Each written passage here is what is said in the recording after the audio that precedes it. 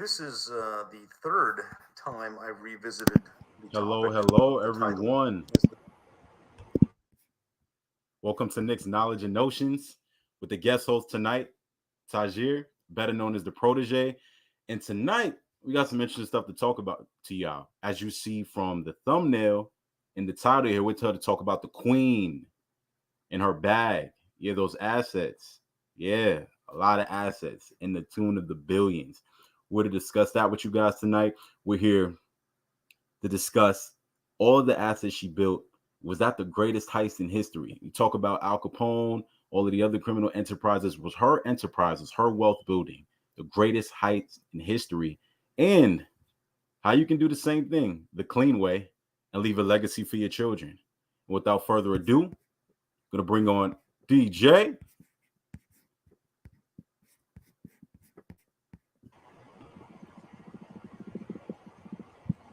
What's happening, everybody? Can you hear me?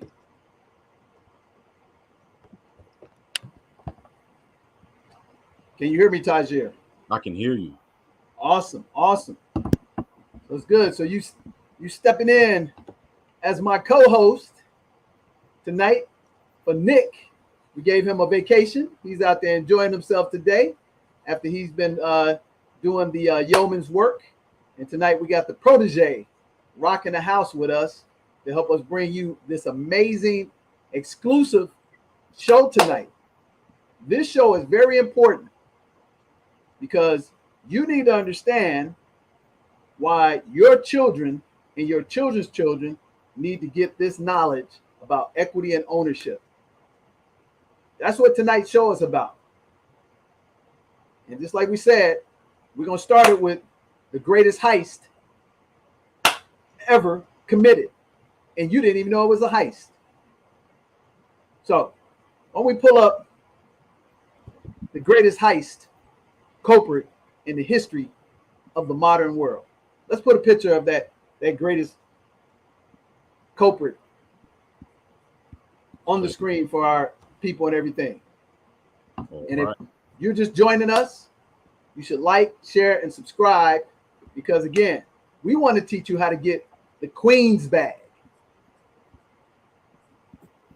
What you're going to see beyond shadow of a doubt, that the Queen of England is probably the greatest heist ever. Showing you guys right now. Take a look. Everybody, look. This is the Queen here. See the Queen from when she was young. She became the Queen at 21. That's correct, DJ? Yeah. Young 21. Then look at her more recently and look at this famous crown jewel. The one that everyone loves, that they take all the pictures of, that they always fawn over. And I want y'all to take some guesses in the chat. How much do you think this jewel is worth? Let's take some guesses.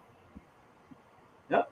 While you take those guesses, let's take a look at some more pictures of her. Look at all of these. The longest reigning monarch in the history of the world.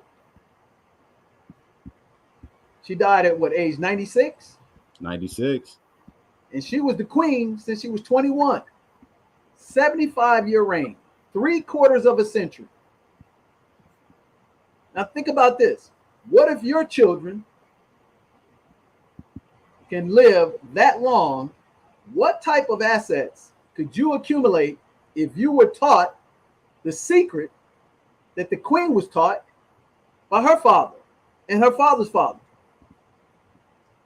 We're going to show you how your children and your children's children can accumulate the same type of wealth. That's exciting. So now, we just showed you the picture of the Queen, which everybody applauds and praise, this nice, exquisite, harmless, elegant, fragile lady for the people that people bow down, was kissing the ring. I don't kiss no rings. No. For nobody. So while she was smiling and having you bow to her for the past 3/4 of a century, there was the Empire pulling off the greatest heist as she was the figurehead. So now we want to show you how much the Queen personal assets were worth in accumulation over 3/4 of a century, but the 3/4 of the century were passed on to her for hundreds of years of the corporation called the British Empire was bestowed. Now we're going to show you her personal assets, but the royal family is worth even more. Even more. So while you were out there crying, sad, praising her, you should have been paying attention to what she was doing behind the scenes. So let's pull up her stamp collection. Alrighty. So how much do you think the Queen's stamp collection was worth? If you're my age, you probably collected some stamps back in the day. We used to call them S&H green stamps, postal stamps, that they were made in a certain year, or accidentally one was made funny and it became very expensive, or a coin collection like a buffalo nickel. How much do you guys think the Queen's stamp collection is worth?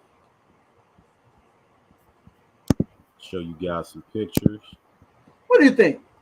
Maybe $500,000, maybe $2 million. Yes, this is the Queen's Look at this. vast stamp collection. How much y'all think that's worth? Now, what I also want to let you know, do you think the Queen actually paid for this stuff? And do you even know how the Queen was remunerated for her figurative position as the Queen of England? So all these stamps, commemorative stamps that were made in her honor, they have a value. So Protege, how much you think her stamp collection was worth when she passed away? Huh. You want the real number? No, I want you to tell me what you thought it was when I first told you. I would have said 3-5 million, maybe at most 3 to 5. 3-5 million. Now, why don't we do this? Through technology, Protege, do you have the ability to actually pull up the video from where we found this information at? Because we don't have the magazine, but you can go get the magazine. I think it's called The Queen, if I'm not mistaken. I think it's called The Queen. So if you can go to that timestamp from one of our great entrepreneurs out there in the world today, and you can hear it from his lips as he reads in the magazine how much your stamp collection is worth. And you're going to understand why we opened up the show with Start Small, Watch It Grow. And we're going to show you how to teach your children age 7 to 11 and age 11 to 18, and some of them 21, how to accumulate the same type of wealth without heist, pillaging, robbing, stealing, looting. And to all those pundits out there who are always talking about, oh, you're destroying your community and you're burning down your community. See, you got to be concerned about the slick people. See, that person that comes up to you, Protege, with the gun and the knife, you know what they're about. But see, that one that gets that big, beautiful $2 billion smile on their face, and they nice, and they shake your hand, and you think they're harmless, them the ones you got to be concerned about. Because them the ones are the insidious devils. So, do we have the ability to run the clip, or do we just need to show it? Because they need to understand that all this praise and false adulation that y'all pulled upon this iconic idolatry symbol. Look, I got the video right now. All right, Now check it out, ladies and gentlemen. he breaks down the numbers. 1,000 paintings, 30,000 water. Don't advertise on Google Ads or Get the Facebook ads. before blocking click fraud with Pixies. Not a fun fact. Watercolors and drawings, as well as manuscripts, sculptures, tapestry, furniture, and carriages. How much you think the art collection is? You ready? $13 billion. And last but not least, this she wore. That was the art collection. Did they talk about the stamp collection? Just take a wild guess. Well, Here we go. yeah. Generational wealth, Tax-free like generational this is wealth. true generational wealth. Yeah, but who decided they was going to be king and queen? It's just That's the structure of it. The That's monarchy. the structure. That's the monarchy. So Iran used to be like this. Mhm. So sometimes people don't like the fact that they're too rich and they have too much money, which is a very valid point because they can say, why do you need to have so much money? So, for example, okay, they talked about her stamp collection. How much you think her stamp collection is worth? Stamp collection. Okay. Be something stupid. Thinking about $500. What do you think is a stamp collection worth? Okay. Stamp collection. Stamp collection. Just take a wild guess. Well, I say 1,200 because inflation, you know. Okay. $1,200 instead of 500. What All would you right, say? stamp collection over under $10 million. Okay, $136 million. What the? Is the stamp collection? Buddy, Yeah, your right here. $500 Look at bet this. was a little low. Stamp collection, $136 million. Okay. What? Stamps. Hit pause. Just in stamps. $136 million. Now, y'all complain about these athletes and entertainers who get 9-figure contracts, but here's the deal. They're actually doing work. She didn't work for this stuff. She didn't work not one iota for that stamp collection worth $136 million. At least those guys run up and down the field that's putting the people in the stadium. They're actually earning their money. The legal, ethic, and moral way. But she got a stamp collection worth $136 million.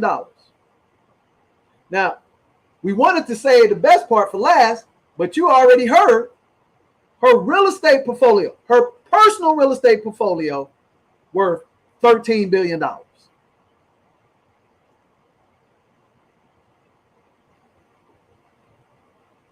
that's $13 billion, $136 million for her stamp collection.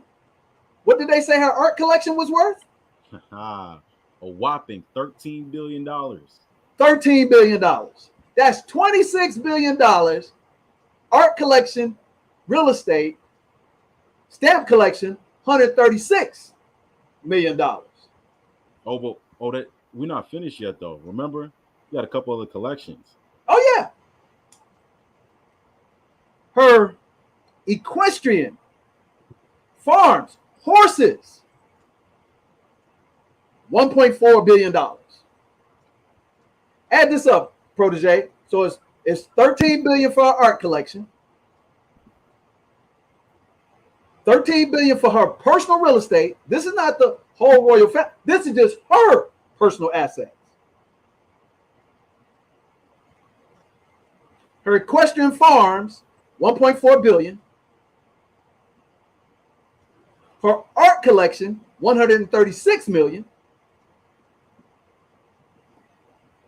So you got the art collection, stamp collection, real estate, equestrian, and the Queen's jewels.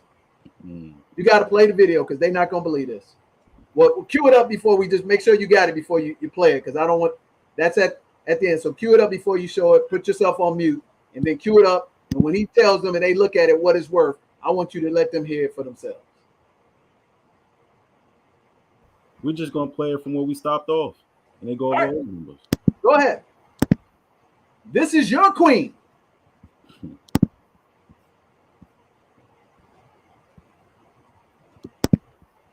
whose Oh. father taught her how to pull off the greatest heist in the history of the world, in the modern world. Go ahead. Yes, stamps. She was saving stamps. Dude, she has a stamp collection of $136 million. Next one. How much was her real estate portfolio by the time she passed away? Oh, man, real estate portfolio. She got $136 million. Stamps. You better go north of that. Give me a number. Give me a number. I don't even think I could come up with a number that damn high. 400 million. How much? 400 You're- million. I'm gonna show it to him. Look at his facial reaction when he sees this.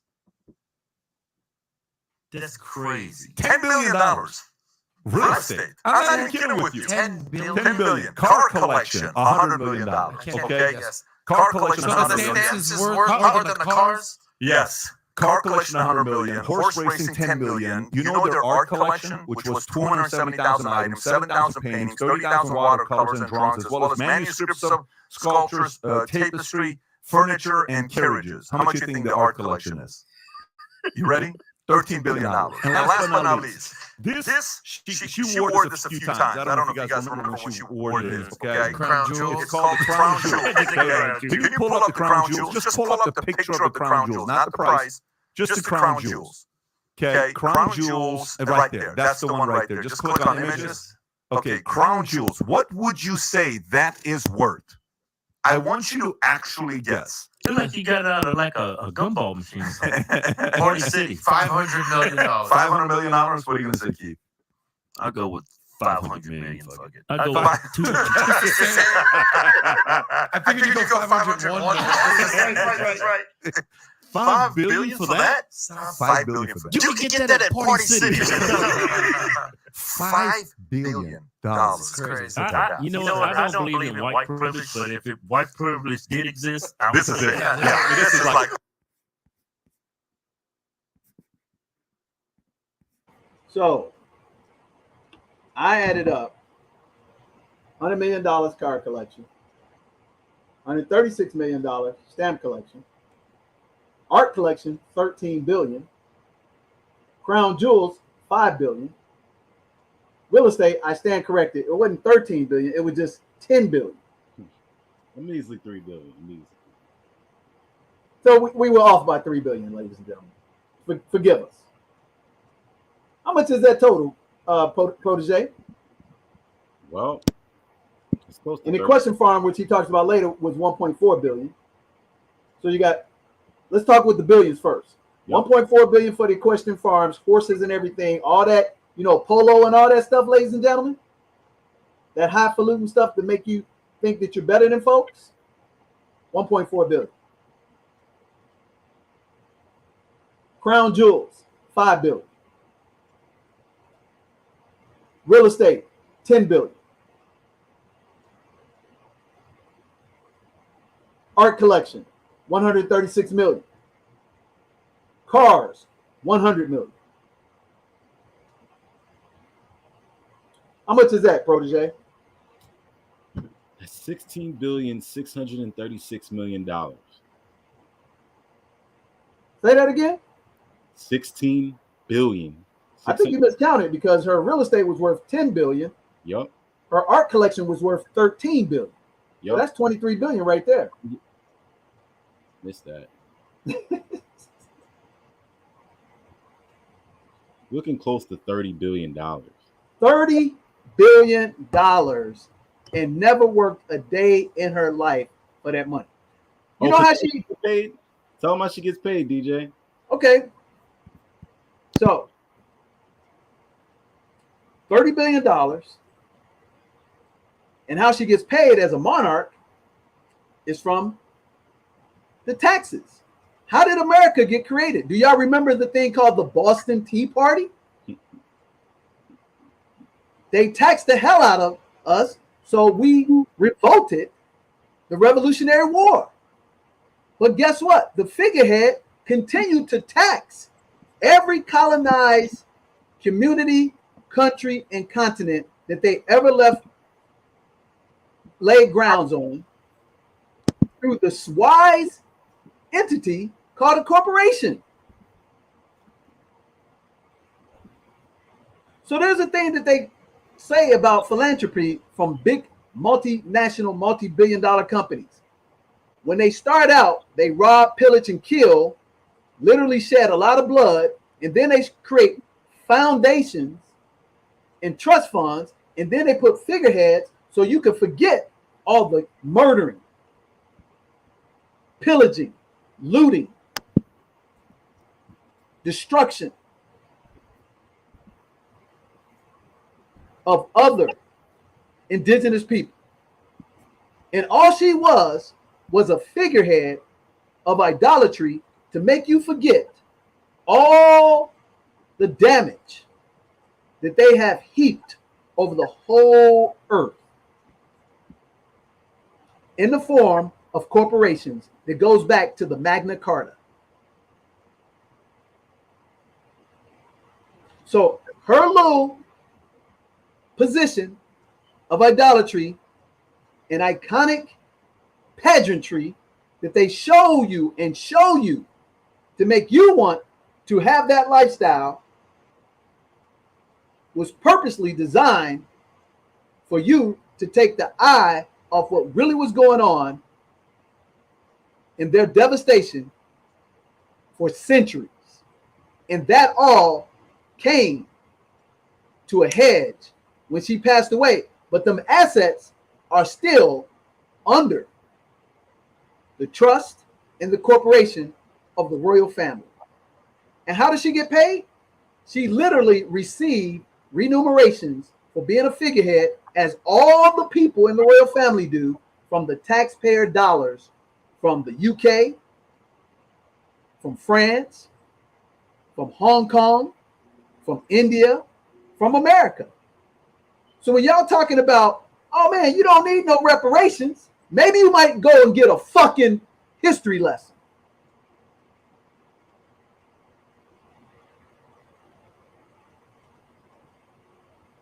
Because their reparations, they getting every fucking day under the guise of the pageantry of the figurehead. They don't make policy in the parliament.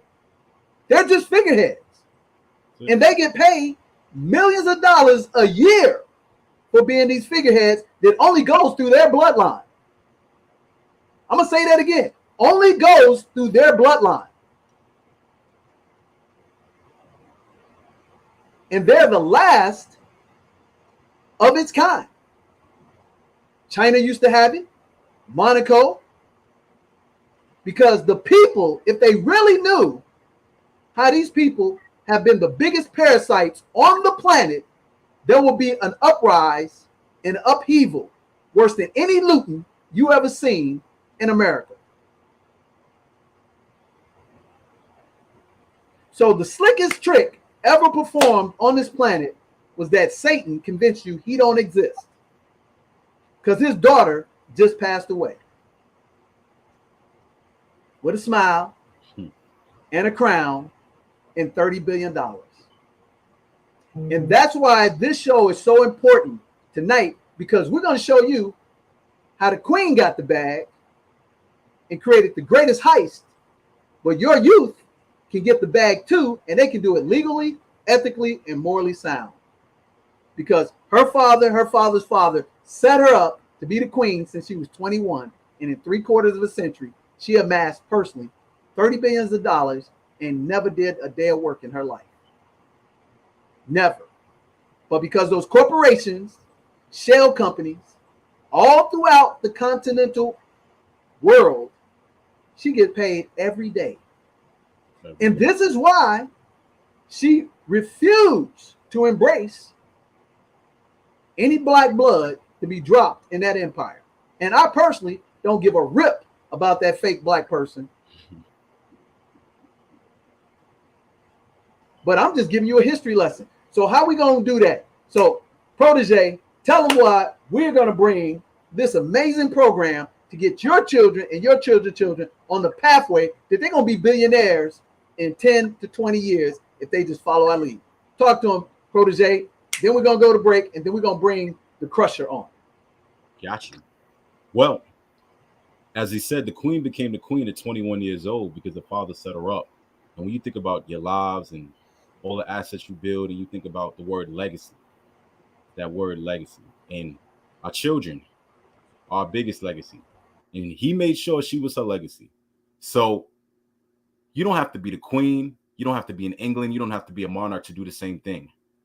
We're launching 2 new programs that I'm heading where we can do what the queen did, or we can teach your kids right now. We're launching the young and junior all-star programs where we're going to teach them about money, business, economics. When we talk of money, what is money? What is it? It's a medium of exchange. What are the different types of money? Paper, bartering. How is it generated? Everybody just thinks, oh, you get money from working, you get money from going to your job. Nah, it's just one. Plenty of ways, 100 ways. You pick one. And what to do with it when they get that money? Do they spend it? Do they blow it on the cars? Go over business, the basic fundamentals of business, fundamental, marketing, customers, products and services. How do they build the business? How do they take their skills and turn them into a profitable, successful enterprise? And then for the already successful companies, the Apples, Microsofts, Googles of the world, how to read those balance sheets, how to read those income statements, how to read those cash flow statements to really understand what's happening here. And if they want to place their money in them, then basic economics, supply and demand. What drives supply? What drives demand? How do they affect each other? And how do they affect our world? Right? Microeconomies. How do they build an economy? How do they build an ecosystem in their community around the stuff that they do? And how does that fit into the larger community? We'll be launching that program very, very soon, coming up in October. And you'll be able to do with your kids what the king did for the queen. And on that note, I'll show you a video of some of our future business moguls. That's right. Cue up the video, and then we're going to bring on the Crusher.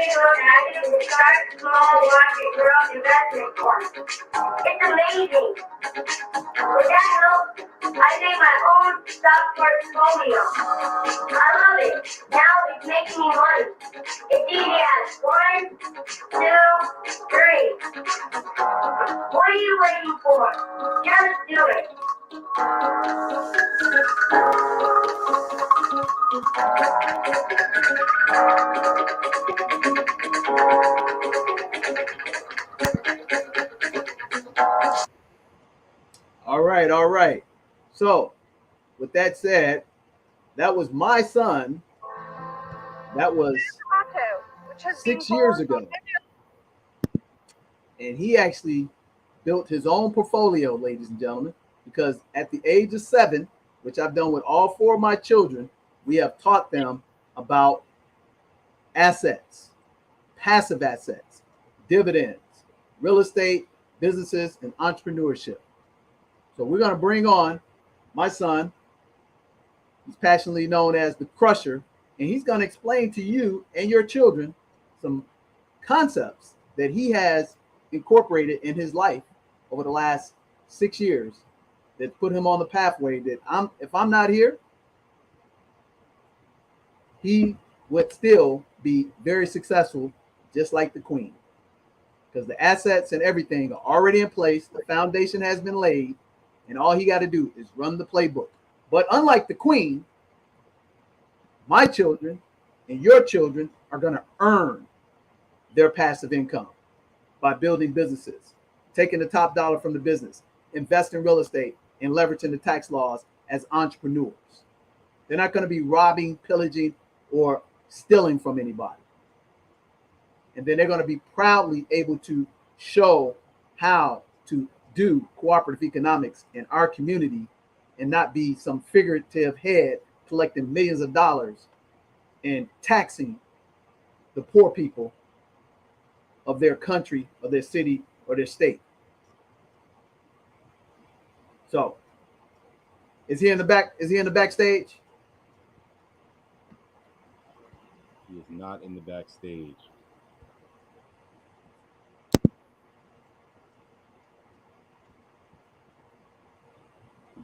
Rush is coming on. One sec. He's not on the stage yet. You see him? No.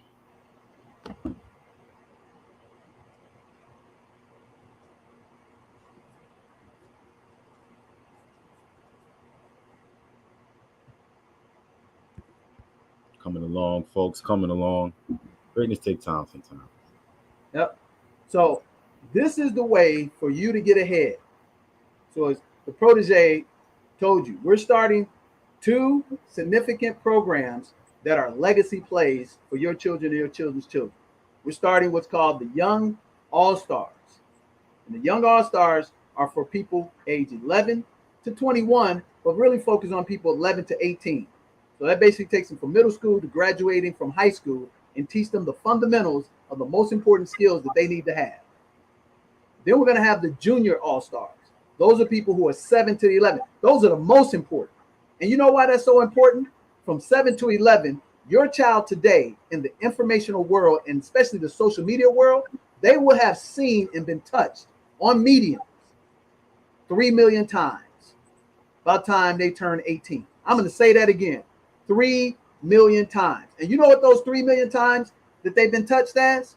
To be consumers, not to be owners, not to have $30 billion, but to be consumers.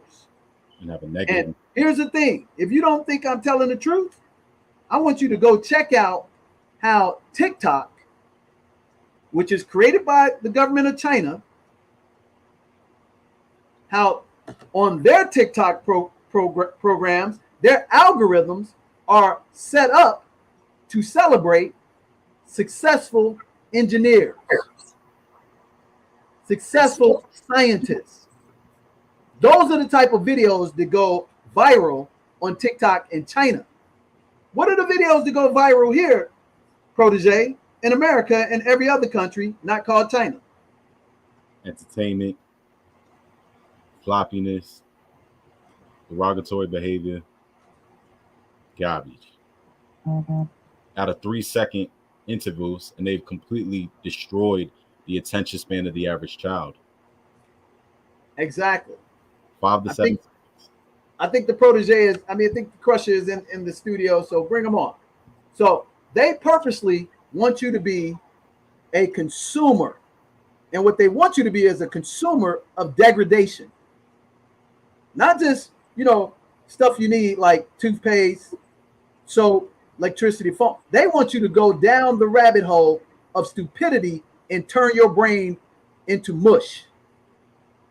But see, what we're going to teach your children how to be are producers, entrepreneurs. So bring on the Crusher. Enter ring. we're going to let him talk to you about what he's accomplished and what he's excited about, and how the protege, the crusher, Darren A are going to be able to teach your children how to become 30 billionaires too, but they're going to earn it legally, ethically, and morally sound. Entering the crusher. Hello, everybody. How you guys doing? Awesome, awesome, awesome. Wow. So, talk to us. We're only going to take about 5 minutes of your time, son. I know you're busy. I know you're out there making it happen.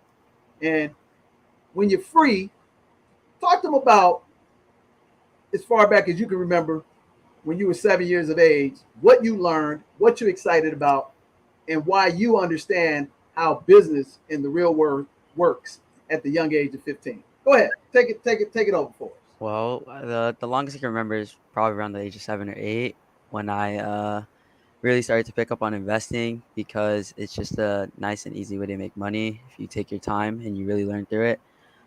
One thing that I do want to say is that when it comes to investing into stocks, the one stock that I only invested in for the long term run were dividend stocks, because a dividend stock pays you annually, and you'll be able to check how much they pay you. That it's on it depends on the annual report. They send you a monthly annual report. You'll be able to check all the statistics and everything. Or what I like to use, you can use yahoo.com and check the charts, check the ups and the lows, and you'll be able to predict if it's in a bear market or bull market. So a dividend, what's up? Yeah. Give us the definition of what a dividend actually is and why the corporation would even give you a dividend in the first place. Well, a dividend stock is a sum of money that is paid to shareholders by corporations out of their earnings, and it's out of their earnings because they do not want to pay a lot of taxes. If they did not pay dividends toward the shareholders, their taxes would be through the roof. So in order to get rid of a bunch of those taxes, they simply just dish out their earnings to everyone who invests in their stock and buys a piece. Exactly. And what's the importance of the annual report? Because right now, the stock market is in a downward spiral. It's down by 40-50%. So why is it so important for you to check out an annual report? And what is an annual report? Can you give them the definition of what an annual report is and why it's important right now? Because there's some values if you know how to read an annual report, which Okay. how long ago did you learn how to read an annual report? I think around the age of 10, age of 9 or 10, I started learning about it, because that's when I had to start, it's called checking it, because I was just looking at yahoo.finance and I wasn't really finding out, statistics, which is what an annual report does. It's a monthly report on the company and its statistics. So it gives you the rundown on pretty much from sales to the dividends paying out, if you're losing or if you're getting paid. They have to do this legally, so that it's your job to check the annual report, because if you do not check the annual report and you start losing money and you don't know why, it's not the business's fault, because they did what they were supposed to do and they provided you with the information. Your job is to go research and read the information in order to see if they're going to be going up in the next couple months or if they're going to be on the down. It all depends. So, and who requires companies to issue an annual report by law? The Security Exchange Commission. That is correct. The Security Exchange Commission. So right now, in a downward spiral market that's down 40-50%, but is it possible that what are one of your favorite stocks that you bought that I didn't buy, but I bought it after you because you read the annual report and you knew something about It a was market that I didn't know? GameStop and Logitech. GameStop and Logitech. So tell them a little bit about that, how I missed the boat on that. Mainly Logitech. I think it was a couple years ago, because this is I think around 2018. It's either 2018 2017. 2017. And during this time, I had started to pick up. I had just gotten a laptop that could run some different video games, and I'm in love with technology. So I was watching people like Marquise Brownlee and stuff, and I was looking at some of his stuff, and I was watching a bunch of streamers on Twitch and YouTube, and I was looking, and I was like, man, why does almost every single at that time, almost every single person I watched or every single pro player that I watched play video games or they're streaming or doing anything on social media, the social media influencers, they had some sort of Logitech something. Like it was a mouse, it was the keyboard, the headphones. At the time, Logitech was starting to blow up because this is in the beginning and like the start of the say the gaming community or the gaming era. And at this time, I was like, "Hey, Dad, you know, I'm gonna get Logitech," and you were really, really skeptical about it. You didn't really trust me on it, but like I said, it's you told me that it's my choice. It's my investment account. At the end of the day, I make the final decision. You're like, okay, we lose money. We're pulling out though, and surprisingly, for you, not for me, it was doing really well. Like, I mean, Logitech is one of my actually to this day, and it's just I was able to figure out the trend before it became a really big trend. I caught the wave at it low and I rode it high. I think um at one point like in the first 2 months I had already gained I think I went from like somewhere around like 6 to 7 to already 14. I mean, it was slowly going up. So I was really, really happy about that investment that I made. And one stock that really blew my mind was GameStop because I bought it really, really early. I bought it when it was at like what, $4. I mean, Mm-hmm. it was a very like it was a very, very, very low price. I mean, I know you guys know about when it jumped to that high 300 to 400 mark. But the thing is with GameStop, it was a super slow but steady movement. Like it always had its ups and downs, but it was gradually. If you kept looking at the charts on a monthly to yearly basis, it was slowly going up, very very slowly though. So my dad thought it was not the greatest because it was not as good as Walmart, Apple, Logitech, and some of the other ones I was buying like Under Armour, and they were like going crazy, and then GameStop was just kind of down there. It was like one of my lowest ones, and also it didn't really pay that much dividend, but I had bought it for long. When you look at your charts, and depending on what you're buying, you can buy for short term, you could buy for long term. If you're buying for short term, you might want to look at the yearly, you might want to look at the monthly, maybe that range. But if you're looking at long term, you want to look past that. You want to look what happens in the next 1 year and six. What happens in the one year to 1.5 years? What happens in the next 2 years? What is the chart looking like? What is the statistic? What's the annual report telling me? And I made a decision to go with it, and I had the option. I was given the option to drop it because at one point it was on one of its downs, and I lost some money. Now, and I was asked, if I could. I was given the option if I should drop it or not, and I stuck with it. I stuck with it, and I rode it through because I knew it was gonna rise. I didn't expect it to rise that big though, and when it did, when it rose, because I bought it at 4, and I bought multiple shares because most of my stock I buy multiple shares in unless I'm like testing it out. But I bought multiple shares and it rose to 300 to 6. I think it was 316 something. And it went crazy that day. In the next 2 days after that, it went up just a little bit higher. And then I sold. I sold to make profit because I knew after that it was going to crash again.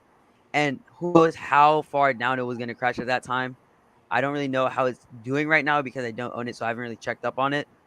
But I do know after that high rise, I knew because it's like a wave. It starts low, gradually gets bigger, but when it gets to the top, after that it starts going down. So what I like to do, buy low, sell high. Remember, buy low, sell high.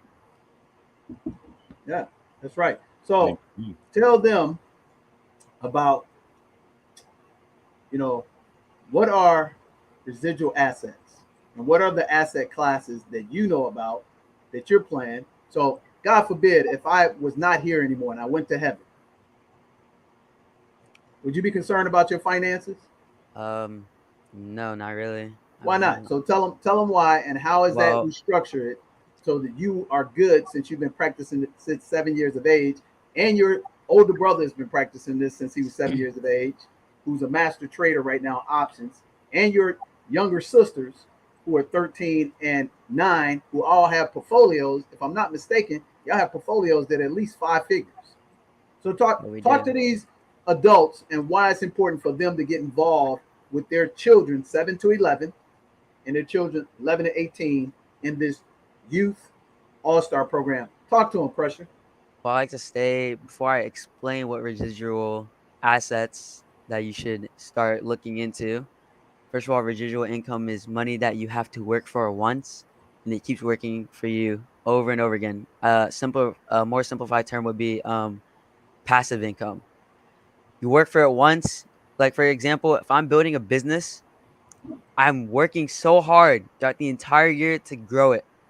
But as soon as I grow it, and then you start hiring your employees, your people, and I'm the owner of that company, I no longer have to work because I have the money that I started out with. I created such a great business to where I do not have to work for it again, and that just becomes residual income, or what I say, passive income. It's just it just keeps on flowing. That's what residual income is. Now, with the classes that I've learned so far about that allow you to get residual income are dividend stocks, because like I said, they pay you on the annual report. Real estate, you buy it, you keep coming in, residual income. Businesses, love businesses. Stocks and businesses are definitely my favorite out of the three. Those are the three. Out of those three, businesses and stocks are definitely my favorite because you're able to you're usually able to pick your own outcome with those two. If you do the right, able practically the future when it comes to stocks if you read the charts properly. Now, obviously, there's the random crashes, but most of the time, you're able to read your outcome. You can own future, and you're able to look ahead. I mean, you could look 10, 20 years into the future. Like, if you were to buy stocks right now, multiple shares and different stocks so that, you don't crash on one and then your money goes down, make sure you keep it diversified. But if you were to buy it now, you will be able to look into the charts, into the statistics, to where you can look 20 years ahead, and you'll be able to calculate how much money you have in 20 years if you did another penny into that shareholding or into your stock account, which is what I did back when I was 8 years old. And And what did those numbers tell you when you know you're going to be a millionaire? What age, if we keep it practicing was what we've been doing, what age are you going to be a millionaire? a millionaire. I'm pretty sure it's from the age 25 to 35. It's around that. 25. It's around that age. It's like it's. I think it's definitely below. It's probably around like 26 to 27 because I keep adding more. I yearly. By the way, I add into my stock account every December. I invest in more stocks to grow my stock account. Yeah. So how do we do that? So that's a great question. So listen to this, Protege. He knows at 25 he's going to be a millionaire through dividend stocks by making dollar cost average acquisitions and asset allocation put together. And how we get there is real simple. We have a program that's called the 4 envelopes. Talk to them about the 4 envelopes, and then we're gonna let you get Or out of here. envelopes. This actually is one of the greatest systems to becoming an entrepreneur or someone who handles money really well, or money. There's ups for every four of those. You're For breaking up. is investing. Second one is savings. Third one is charity. Fourth one is your own, little pocket change. Okay, And but tell us the percentages out of every that's what I'm dollar about to that get. you That's what I'm about to earn. get to. Okay, go ahead. Investing, for say you get $20, and you have your into four different categories. And when it comes to investing, break that down into 50%. When it comes to savings, 30%. When it comes to 35% actually. Sorry, No, it's 35%. 30. It's 30%. 30. Yeah. Okay. Yeah. 30% for savings, 10% for charity, 10% for play money, or you could go 35% savings, 10% charity, and then 5% in the other one. And do you ever touch that money? No. Well, investing, you touch it to keep further. This is to and grow No, yourself. when I'm saying touching, do you get out and spend it on? Oh, silly no. stuff? You That's do what I not. mean by touching. No. So Sorry. we're implementing the 4 envelopes for your future, Right. correct? Sorry. Yes. So you don't touch that money. You just It allocate just it. keeps racking up. Exactly. Up. And how long have you been doing this? Since what age did you begin this? I've been doing the envelope system. I still do it to this day. If I were to go into my room, I could pull out 4 envelopes. I still have to this day. And I've been doing that since what? I think 8 or 9. I think it was 9. No, it was 8. It was 8. 'Cause 7, 8, you taught me how to manage my money well so that I don't go broke. Exactly. So last but not least, so again, let's recap that. So there's 4 envelopes, ladies and gentlemen, that he's been implementing in his life. Remember, I talked about the 4 dirty little words: discipline, accountability, plug into the system, 7 spheres of money. He has plugged into the 7 spheres of money system, and he does the work. And then he applies the 4 P's. Number 1, professionalism. What is that? He speaks the language of money. He knows what an annual report is. He knows what a dividend is. He knows what the SEC is. You understand? Then he provides persistency with consistency. Then he perseveres through the tough markets because he's playing the long game. And then he performs. So with that said, we're going to talk about 2 things. Why do we play games at home, and what are those games that we play every week together as a family? One game that we've been playing for, well, actually it's both of the games we've been playing for. It's been at least we've been playing it every week or every other week for 5-6 years in a row. Like, it's just, first of all, it's good quality time to spend with family and stuff, so you're getting that. It's really fun. That's 2. But number 3 is that it's teaching us how to make money in the real world. Those 2 board games are, number 1, cash flow for kids. Cash flow for kids. And when you learn a little bit better, you can play the original game, Cash Flow, which is what he's showing right now, which is a very, very fun game. It teaches you how to get your assets higher than your expenses, how to escape the rat race, and what doodad expenses are, what passive income comes from, what assets come from, what assets you should not get, because there are assets that are so slow that there's really no point in getting them. And there's also, doodads that they explain to you, for example, buying some, a video game card or something like that, it's explained to you what's that going to do for you to further progress your money. Nothing at all. It has no worth, because you're going to put it in and you're from the game. But for say, if I get something like a stock, right?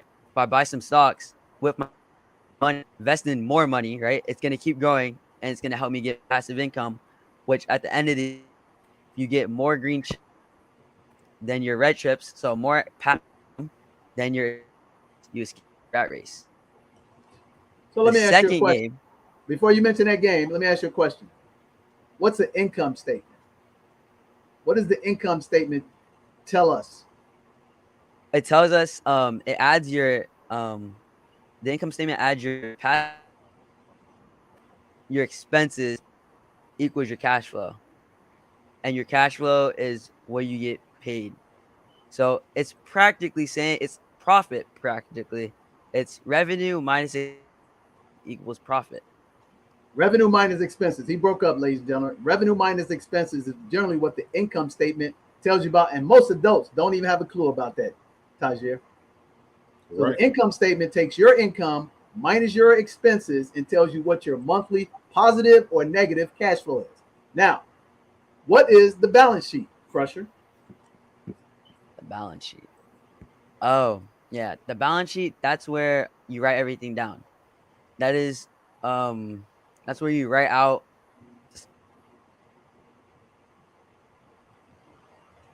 He's breaking up again. You said the assets, right? You put your assets on the balance sheet. Yes. And You minus the assets minus what? Minus your create- expenses. Minus your expenses. Or what's another word for expenses on the balance sheet? On They the call balance sheet, it's a doodad. liabilities, right? Or Remember the liability. liabilities? They're all the same. And then that tells you how much you're worth, right? Yep. So that's what the balance sheet does, ladies and gentlemen. Tells you what your assets are, like a home that actually has rent income, a business that has cash flow and hard assets, minus your liabilities. That will be your car. That's not an asset. That's a liability. And then it will tell you what your net worth is, positive, negative. So guess what? He has a 5-figure net worth. Most people have a negative. So now, with that said, what's the other game that we play on a weekly basis? My favorite game, but one of the most time-consuming games, is Monopoly. And that's right there. That's the rival edition. I bought that in Oklahoma, because sometimes you don't have enough players to play Monopoly, so I had to get the 1v1 edition, which was super fun. But the Monopoly game I've been playing for as long as I remember. I literally have the game on the Wii because I started enjoying video games, so we got on the Wii.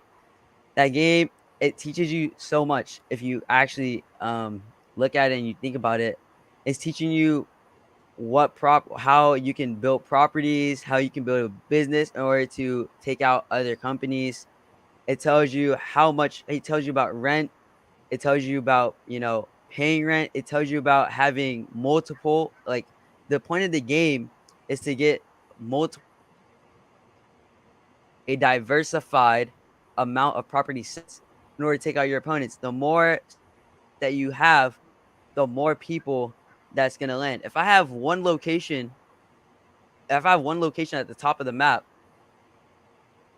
they go around it once every round. You have a 1 in 40 chance of someone landing on that one spot.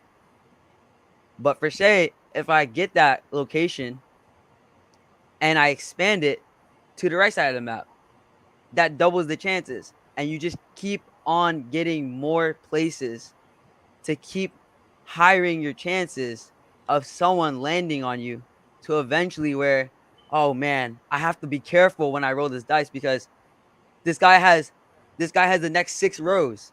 He has the next 6 rows. If I land a 6, if I land 1 through 6, I'm gone.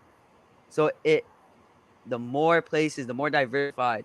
I like that word, diversified, because if one of them crashes, for example, if you land on someone else, one of them crashes, you have no more properties, and now you're fighting the struggle. But if I have multiple, one crashes, I'm okay. I still have 5 more to go. Keep your stuff diversified. So translate that to them in the real world, what you see Dad does. Tell them why you understand that and why you're so excited about your future. So if I'm playing Monopoly, I buy 2 houses, but I get a motel, generates passive income. How do we do that in the real world? And what have you done on this internet that you actually learn how to produce money? And then we're going to let you get out here. So tell them about your experience at the conference and tell them how you know that translates in the real world from the stuff that we do. What are the 3 assets we only invest in the real world? Tell them, in the real world. Dividend stocks, businesses, and real estate. And what do we do with that business revenue? We acquire what with the business profits? You need to repeat. I'm sorry. What do we acquire with the profits from the business that we make? When we make money in the business, what do I go buy? What kind of asset do I buy? Wait, I'm sorry. I know you're breaking up. So when we buy dividend stocks, when I build a successful business, which we've done, and I make money from that successful business, what do I do with that money? Do I spend it? What kind of asset do I tell you to buy with that money? Oh, sorry. Yeah, no, you do not spend it. You go and invest it. And what kind of asset? And in residual assets. Which is the primary one, which is what? Dividend stocks and businesses and real estate. Those are the 3. There you go. So last thing is, talk to them about sales, because you created a acronym called PrEP. Yeah, I remember that. I didn't want to leave that place. Yeah. So tell them about that, why it's going to be important for them to bring their children on and learn from you and the protege, hands knowledge that I trust you in front of a big audience of professionals that you tell them the story how you outworked a 26-year-old professional and got us real business. Tell them about that, Before I Crush. get out of here, go ahead and explain that. Do you And remember tell what them year it was? the It bad was, part about the do you remember perseverance. Go do ahead. you remember what year that was? I don't remember what year that was, Yeah, but it was that back in was Dallas, 2017. 2017. 2017, I think That was August of I was like 2017. I was 11 or 10. And we had gone to Dallas for a conference that I originally did not want to go to because it's boring. I'm a little kid, so a lot of the business stuff is just it seems boring until you start making the dough. So we went there, and my dad's business partner originally had hired a professional sales rep to get leads. So get people's contact information, their phone numbers, stuff, so that you could keep on with the sale. If you do not have those, you cannot further proceed into step 2. And in the first couple of days, it was really, really rough. I was really, really struggling. I mean, I could not get like, I couldn't get anything. I was really struggling. I was coming back. I came back to my dad. I was like, man, these guys, like, I'm not getting anything. I keep using different sales pitches and none of it is working. This sucks. We went back to the hotel. It was rough start. But remember, it's not how you start, it's how you finish. We went back to the hotel, went back, and he gave me another sales pitch. He told me a way to spell it. He gave it a more light approach rather than a more aggressive approach. I was trying to it was more I was selling them. I was more like I was talking more about the money and the price and this and that instead of talking about more about the positive stuff where people are like, "Oh, wow. Yeah." When you go up to someone talking about prices instantly, it's kind of throws them away.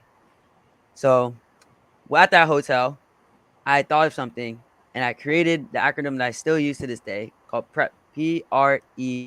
Use this to this day, ever since that day. The You have to have a plan before you execute. You have to have a plan of attack. You have to strategize. It's very important that you understand what you're going into doing. You're going in think and then do, not doing. And then the second letter R is rehearsing. So rehearsing is to repeat, is to practice over and over. You plan, then you practice. Plan, practice.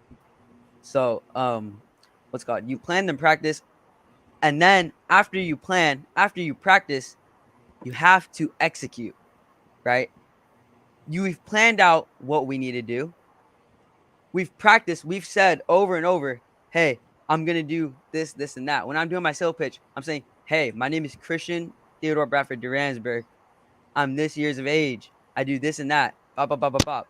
I'm repeating that same sales pitch over and over. I'm not changing that one up because once you change it up, that's when you mess up because now you're saying things that you have not practiced. They don't come out smoothly, right? They're not coming out word for word. They're coming out with stutters and uhs and ahs. You're not grabbing, you're wasting time. You're wasting time. So after you plan and you practice, that's when you go out and you perform. So, and another way I can say it is if you're a sports player, you play, you don't go to the baseball tournament without practicing. You do not go there unprepared, right? You not go there unprepared.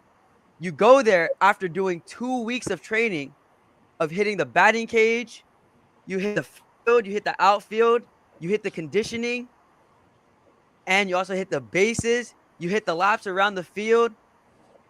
You hit all 5 of those before heading to the tournament because at the tournament, right, there's scouts, there's other coaches, there's audience watching you. You cannot mess up here. This is where mistakes cost you wins.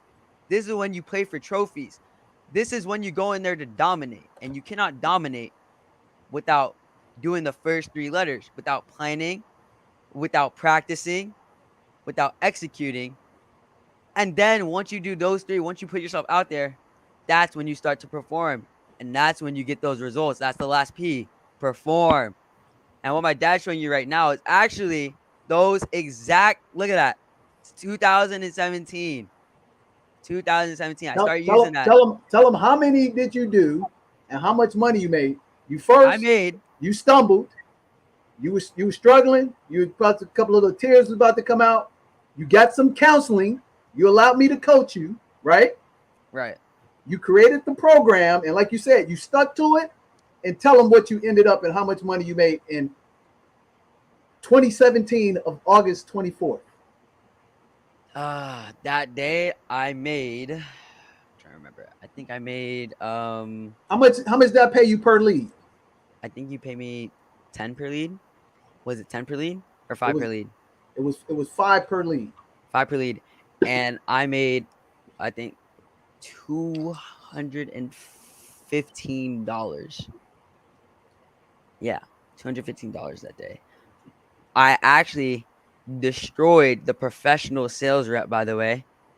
If we look, there were Look, we had our names.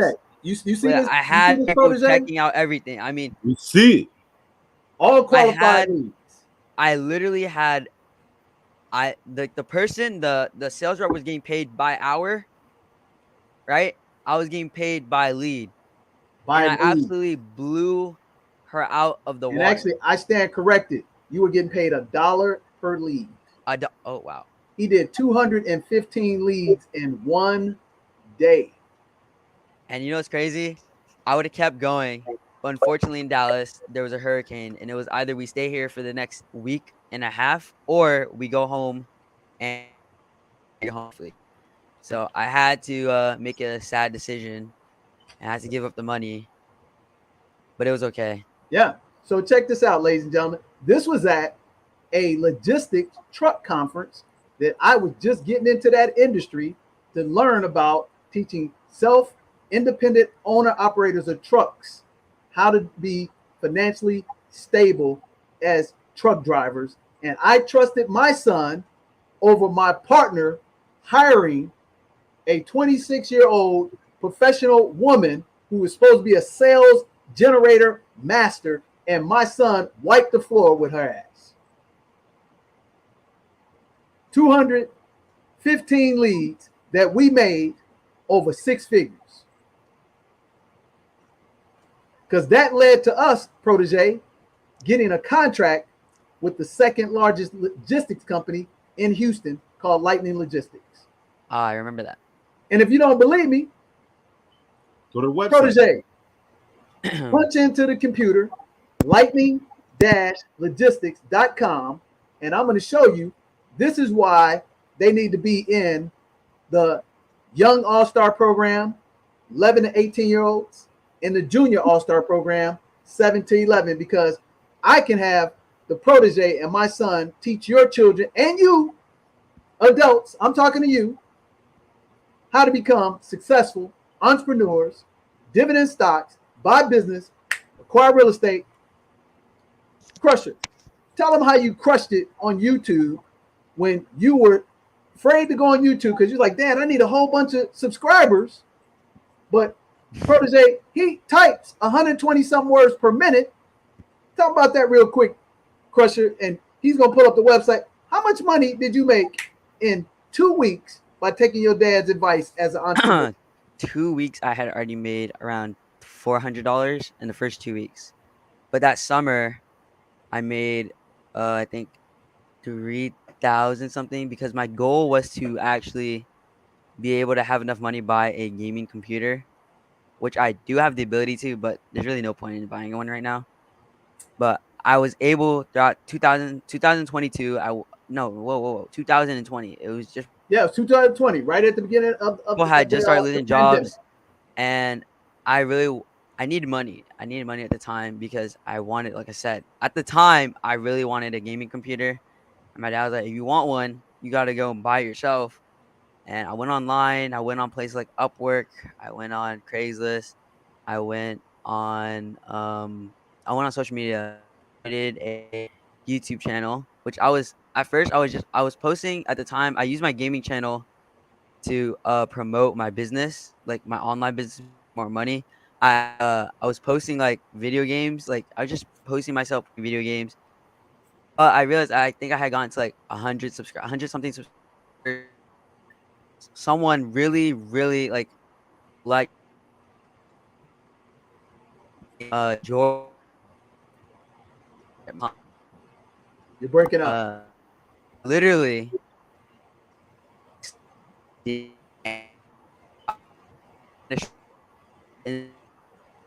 you hear me? Can you hear me, Crusher? You're breaking up.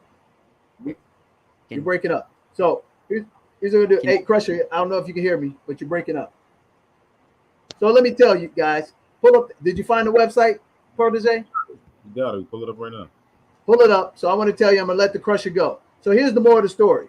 The Crusher thought because of how YouTube teaches you that you gotta monetize, you gotta have 1,000, 2,000, 5,000 people before you make money. And I told my son, real simple, you don't even have to do that. You can make money with 10 subscribers.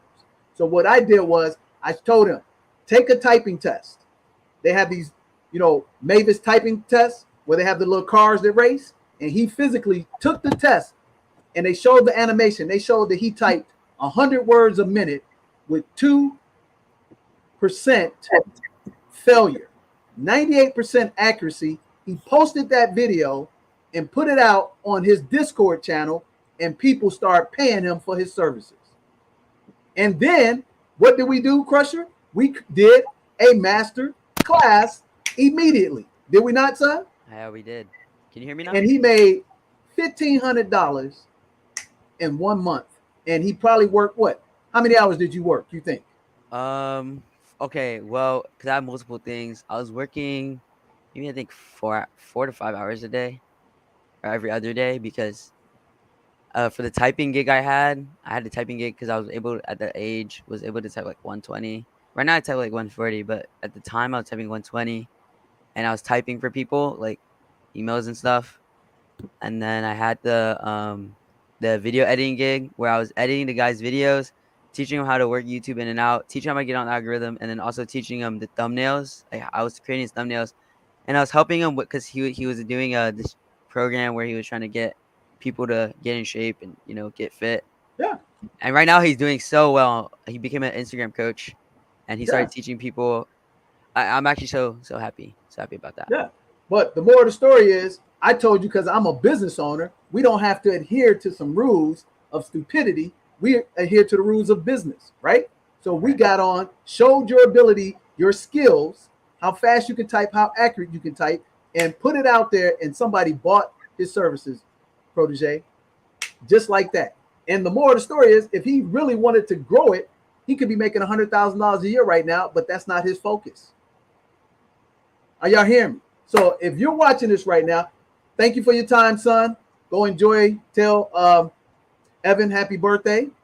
We appreciate you. Thanks for coming on the platform. And I'm not mistaken, you're going to be one of the instructors for the youth program. Is that correct? Yeah, I cannot wait for that. That's going to be a lot of fun.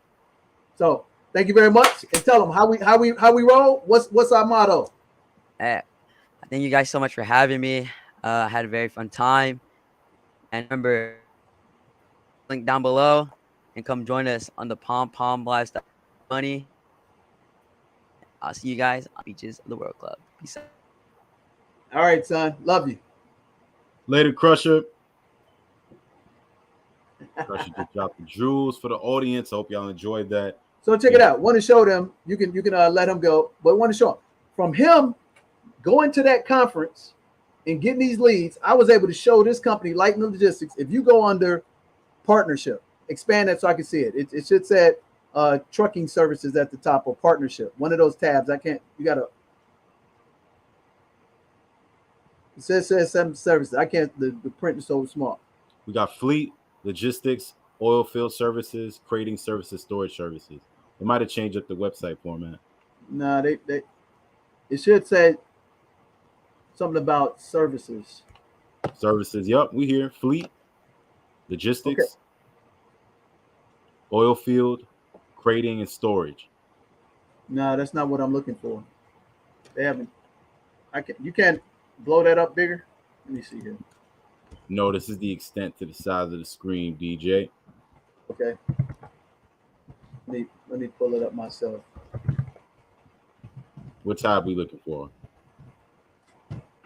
Well, reiterate to them what the program is about. I'm gonna pull it up, and then we're gonna go to the break, and we're gonna get out of here. Of course. So the young and junior all-star program is to give the children, your kids, your brothers, sisters, nieces, nephews, anybody, it's a young person, to give them a head start in the world. We're gonna go over all of that with the money, basic money management. Those 4 envelopes, 50% savings, 50% investment, 30% savings, 10% charity, 10% to spend. We're gonna go over all that with them. Show them what is money, how should it be moving, how should they be investing, how do they invest, what is business, what is the basics and fundamentals of business, customers, services, marketing. Simple. How do they look at these companies' reports? So you're looking at growing your wealth and building your wealth. If dividend stocks is always going to be a huge piece. And when you want to look at dividend stocks, you need to understand, hey, is this company in a position to pay me a good amount of my dividend stocks? You got to read those annual reports. And if you're in it for the short term, you got to read those 10Qs, 10Ks. You can look at under drivers resources, and then where it says financial services. And all you got to do is show them where it shows our website. Right here. It says right there. What does that website say? 7 Spheres of Money. That's us. So you can take that down, pull up the program for the youth and the junior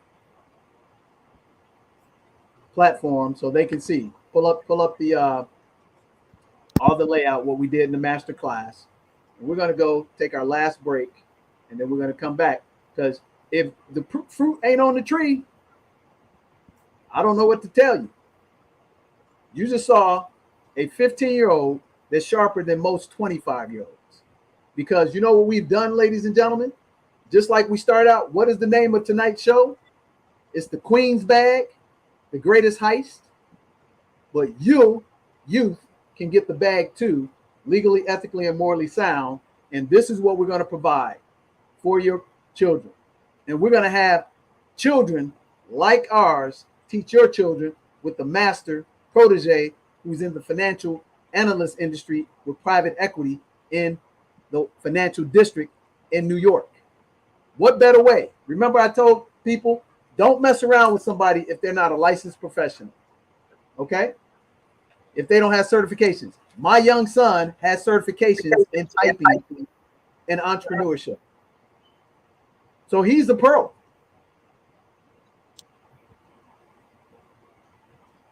This is what your children are going to be taught, and they're going to get taught how to accumulate those 3 assets that my young son and the protege talked about. We're going to teach them how to first build a business. Then we're going to teach them how to take that little business, just like I taught my son how to create his own typing service and video editing business, and he didn't have to wait to get 1,000 subscribers. When he made his $1,500, he had like 10 subs to his channel. But because he's a business owner, he went and did business. Did you hear me? He went and did business. Was he a little afraid? Yeah, because he was subscribing to what YouTube was telling him. But that ain't how you make money. That's how you make money for YouTube. I'm going to say that again. So when YouTube is telling you how to monetize, that's how they make money off of your dumb butt. But as a business owner, we make money in the real world. Now, the internet is the real world, but we actually provide concrete services to B2B people. So my 15-year-old son was going out and doing business for small business owners that own businesses that happened to put them on YouTube and IG, and they didn't know how to do it. So he helped them out and showed them through testimonials how fast and accurate he can type. And then he showed them how he can create thumbnails, and they paid him what I told him to get paid. I said, you don't get paid less than $50 an hour. That sound familiar, protege? I taught him how to create 3 models of systems: the giveaway, the bread and butter, and the icing on the cake. And the people started buying the bread and butter, and he was doing thumbnails for $50 for 10 minutes of his time. So what we're going to teach your children how to do 7 to 11, junior all-stars. We're going to teach them first about the 4 envelopes that my son so eloquently told you about. 4 envelopes. First envelope, you're going to invest 50% of every dollar that you earn or allowance you give your kids. I don't give my children allowance. They earn their money. Then the second envelope, physical envelopes, not bank cards, physical envelopes so they can see the money. 30% to savings, 10% to charity, and then spend what you got left. You know how very tight my children are with their money? They don't even spend their 10% because they know how hard it was for them to make it. They're tight. So what do you think that's going to do for them as adults? They're going to accumulate a lot of assets like the queen. But the reality is they work for theirs. Can y'all get excited about that? If you can't get excited about that and you have children between the ages 7 to 21, your wood is wet. What happens to wet wood, protege? Sinks. It sinks. That's right. So that's what we're offering you. Again, you want to admire and, praise and be enamored with the queen, you go right ahead. But what you should be excited about is raising your king or your queen in your house. And when they turn 21, 25, they're millionaires through dividend stock, business, and real estate. And they can take care of your legacy for a legacy, and you ain't got to need nobody because you learn right here at the basic fundamentals of running business with a real team. And it's going to be run by this awesome gentleman here who's about to turn 24, who's already debt-free, who's making 6 figures between his gig and working with us. That's right, at 24. And he's going to have his partner, DJ, the feminine version of me, who's going to help y'all out. And then they're going to have our children and other members help your children play Monopoly, understand what Monopoly is really about, buying houses, putting them together, creating motels, create passive income, then play cash flow and get them businesses and that dividend and that residual income. So your kids are going to be excited and then they're going to become entrepreneurs. Just like my son said, I put them out there in the lion's den at 10 years of age for my company. No jokes, because I trusted my skill sets to teach my son how to do what I needed him to do. And he produced 215 leads. And the professional that my partner paid $600, she produced 20 leads. She was so embarrassed, Taizhier, she didn't even come back the next day. I know she didn't. Two-day conference. Crushed it. Crushed it. And that led to us getting a 6-figure contract with Lightning Logistics.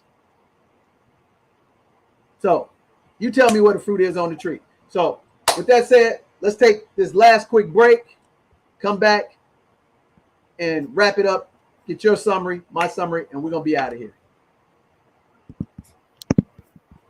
Let's do it.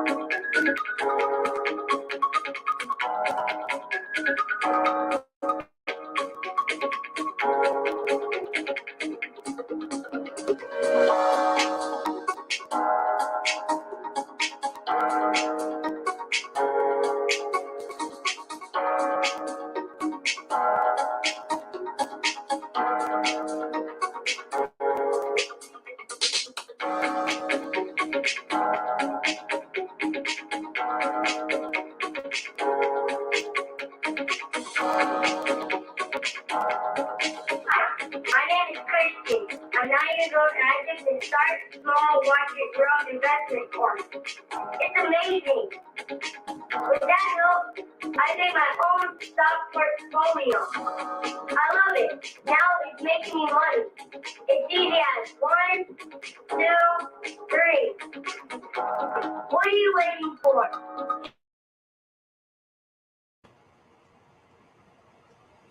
Yep, we're back. Yeah, I know my son's probably embarrassed by that, but hey, 6 years ago, he started his dividend portfolio with the help of his uncle and his dad, and now he has a 5-figure portfolio, and it's growing. And based on the projections, based on actuary science, ladies and gentlemen, my son will be a millionaire by 25. He actually will be a millionaire by 21, but the projections just for the dividends is 25. So if God takes me home tomorrow, he's not going to stop. Every December, him and his 3 siblings are rewarded a earning from the company based on them doing 4 things. Number 1, being high character, high moral, high principled people. That's number 1. Number 2, getting great grades, A's and B's only. Number 3, helping other people. And number 4, hitting their monetary goals for the year. And what we do, Taizhier, is every December, when they hit those metrics, we actually give them money that they earned based on their age times 100. And then they take that money every year since 6 years ago, and they chop it up in the 4 envelopes, and immediately they invest in dividend stocks, business, and real estate with the family business. So how you going to tell me that we're not going to help other families do the same thing when we just showed you the secret to how the queen got the bag? The queen got the bag because her father and her father actually went out and pillaged the world, set up corporations to make them legitimate and derive dividends. And every time there was blood on the streets, they bought more stuff while she was sitting up there smiling at you while you was kissing her freaking ring, and to the tune of $30 billion. So if you want to stop all that foolishness and you want your children's children to be billionaires, you need to enroll in the program. If you don't, hey, that's on you. You're going to the hole. And let me put the cherry on the top. It's called STEAM. STEAM. STEAM. Tell them what that acronym stands for, because we're getting out of here. This is our acronym, our homemade acronym. It stands for STEAM: science, technology, entrepreneurship, and access to mentorship. And that last part, that access to mentorship, that is the key for you thriving in this world. And tell them, right, mentor, who just benefited from that access to mentorship on our team? Listen, if you would have told me a year ago that I would have traveled to Zanzibar, been a part of a multi-million-dollar project, and seen the world, I would have said, no way. But got that steam, have you on the AM, DJ's my mentor, and it happened. Mentorship changes your life, and that's what we're going to do for your children. These are things, all of the things I wish I had when I was 15, 16, 17, all of the conversations that I wish that were told to me. I wish I would have learned about the 4 envelopes when I was 8. And so we're going to do that for your children. We're going to take them to the next level so that when they get 23 years old, they'll be millionaires already, just like the Crusher. Hey, you got to come join the movement. What's the movement? It's the P.O.M lifestyle movement. What is it? It's plenty of money, peace of mind. Join us on the Beaches of the World Club. Join us on the Beaches of the World Club. So hit that link if you're serious about your children's future and you want them to be no less than millionaires. I can guarantee it. But we're talking about them becoming billionaires and getting the real bag, legally, ethically, and morally sound and helping out a whole bunch of people that look just like us with cooperative economics. So you know what? Hit them with that original video and let's get out of here. We'll see you on the flip side. If you want to catch us tomorrow, learn about Zanzibar, all you got to do is email us at Nick at DJTheMoneyCoach.com. We're doing a Zanzibar presentation tomorrow, and we're also doing one Monday. But most importantly, let's get your young all-star onboarded to becoming a millionaire and get your junior all-star onboarded to becoming a billionaire. Just that simple. So God bless. I'll see you on the flip side. Protege, you did a phenomenal job. Take them away, brother. Will do.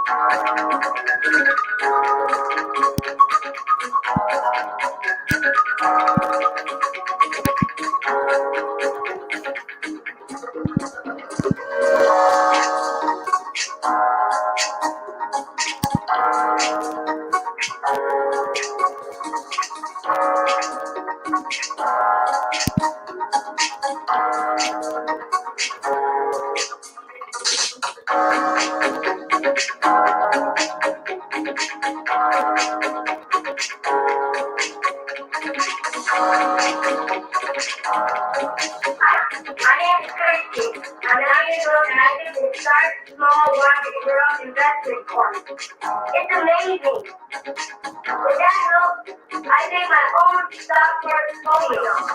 I love it. Now it's making me money.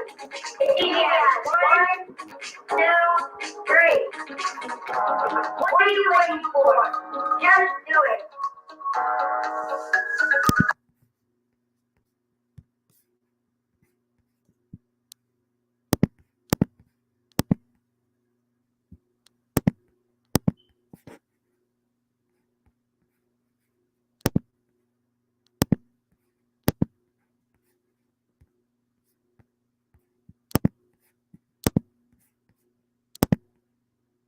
What's happening, everybody? This is DJ the Money Coach on top of the rooftop of my building, baby. It's Zanzibar, and I don't party alone. I bring the team. Team, where you at?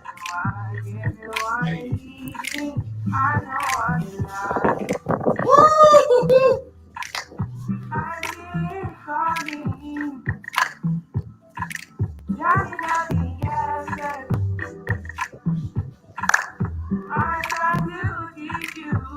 Right, we live in the P.O.M lifestyle, baby. And what's the P.O.M lifestyle? It's plenty of money, peace of mind. Team, what's the movement? P.O.M lifestyle! That's right, man. All you gotta do is hit that link and do the 430 little words. Discipline, accountability, plug into the 7 spheres of money, do the work in 2 to 5 years, and you can have this too. Come join us on the Beats the World Club. It's Zanzibar, baby. Woo!